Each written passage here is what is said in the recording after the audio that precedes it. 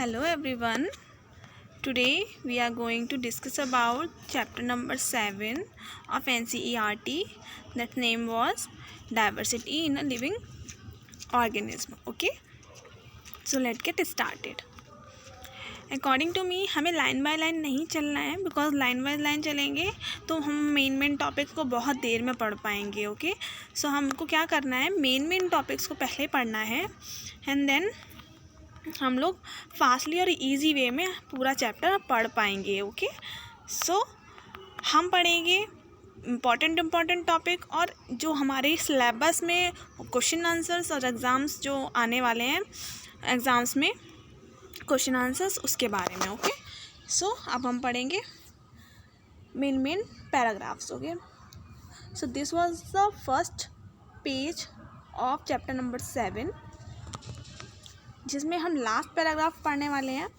यहाँ पर लिखा है इन दिस एक्टिविटीज़. मैं चाहती हूँ कि आप सभी लोग अपनी अपनी NCERT बुक्स अपने सामने खोल कर बैठे तो ज़्यादा बेटर रहेगा, और साथ साथ ही अंडरलाइन करते जाएं जो मेरे बताए हुए मेन टॉपिक्स हैं उस पर. Okay, so in this activities we had the to decided which characteristics were more important in forming the desired categories. यहाँ कुछ ऊपर एक्टिविटी थी, इस एक्टिविटी के बारे में बोला गया है जैसे हमें अभी स्केप करना है और साथ भी इसको नहीं पढ़ना है. ओके, सो अभी हम नीचे पढ़ते हैं. Now think of all different forms in which life occur on earth. आपको सोचने को बोला गया है कि अर्थ पर जितने भी लिविंग्स ऑर्गेनिज्म हैं उनके लाइफ फॉर्म्स के बारे में सोचिए, जो कि डिफरेंट फॉर्म्स के हैं. On one hand we have microscopic bacteria of a few micrometers. आपने देखा होगा इवन नहीं देखा होगा, माइक्रोस्कोपिक बैक्टीरिया जो कुछ माइक्रोमीटर साइज़ के होते हैं, जो दिखाई नहीं देते हैं. While on the other hand we have blue whale, redwood of a tree of California of approx size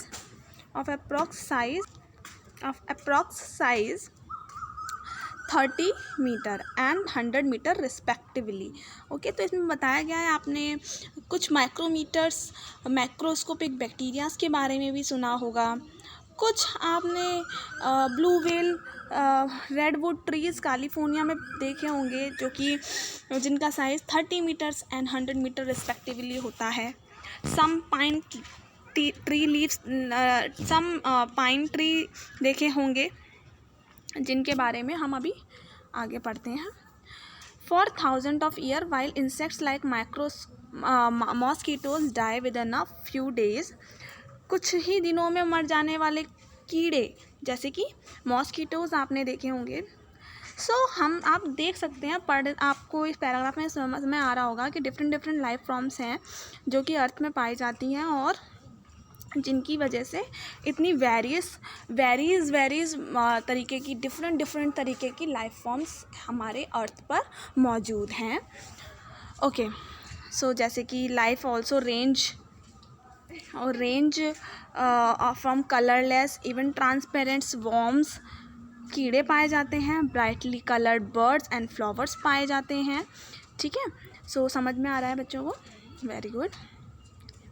this wildering varieties of life around us has evolved the earth over millions of years. Okay, ये millions of year ago से हमारी अर्थ पर मतलब कि हमारे अर्थ पर मौजूद है और हमारे अर्थ को डिफरेंट तरीके के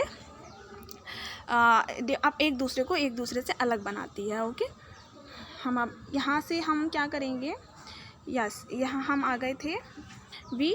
ओके, सो पढ़ेंगे, यहाँ से पढ़ना आप शुरू करेंगे. यस मैं चाहती हूँ कि हम इम्पॉर्टेंट पढ़ें ताकि हम फास्टली आगे बढ़ सकें. Yes, okay, so this was the main important. Okay, मैं पेन कर देती हूँ. Yes, So in order to make relevant group of studies the varieties of life forms. Okay, so मैं आपको एक बात बताना चाहती हूँ कि साइंटिस्ट जो ये जो सारी की सारी लाइफ फॉर्म्स के बारे में स्टडी करते हैं, उन्होंने इन सभी ग्रुप्स को यानी इन सभी एनिमल्स को ईजी वे में पढ़ने के लिए, आपको ईजीली समझाने के लिए, इनकी स्टडीज़ के लिए इनको अलग अलग डिफरेंट ग्रुप्स में बांटा है. ओके, ताकि हम और आप इनको ईज़िली समझ सकें और ईज़ी तरीके से पढ़ सकें. ओके, सो अब हम आगे पढ़ेंगे. In order to make relevants groups to study a varieties of life forms. बिल्कुल अभी मैंने यही बताया आपको. Which we need to decide which characteristics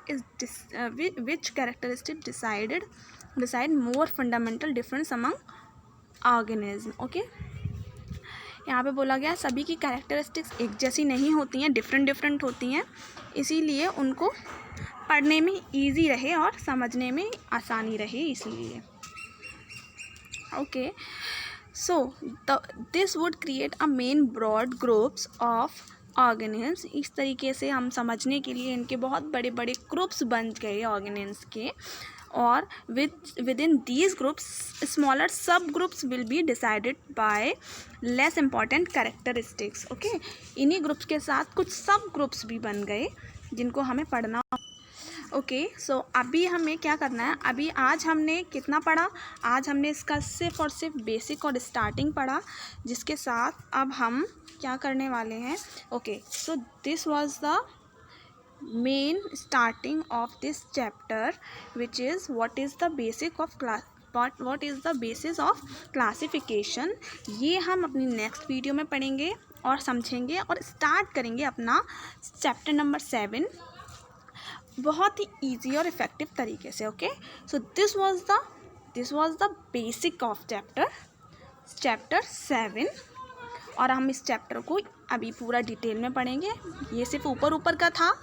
okay, और ये चैप्टर का स्टार्टिंग था. Okay, so thank you for watching.